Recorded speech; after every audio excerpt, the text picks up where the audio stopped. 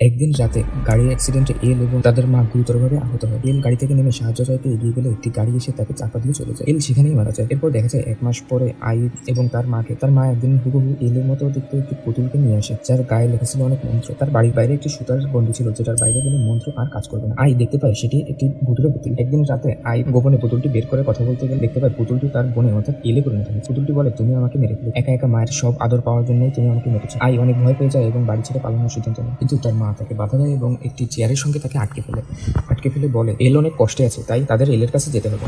তার মা তখন একটি গ্লাসে বিষ নিয়ে নিজে খায় এবং আইকে খাওয়াতে গেলে কোনোভাবে সে নিজেকে ছাড়িয়ে দৌড় দেয়, কিন্তু তখন তার মা ছুরি নিয়ে তার উপর আহত করে ফেলে। তখনই সুযোগ পেয়ে আই পুতুলটি নিয়ে তাদের বাড়ির সুতার গন্ডির দিকে যাবে, তখনই একটি আত্মা এসে তার গলা চেপে ধরে এবং তাও সে কোনো মতে পুতুলটি নিয়ে সুতার গন্ডির বাইরে গিয়ে ফেলে। তখন সে দেখতে পায় তার পাশে ছিল দুইটি পুতুল, একটি তার বোনের এবং অন্যটি তার মায়ের। তারপর আমরা বুঝতে পারি যে সেদিন অ্যাক্সিডেন্টের কারণে এল হ্যালুসিনেশন করতো এবং তার কাছে তার মা এবং তার বোনের দুটো পুতুল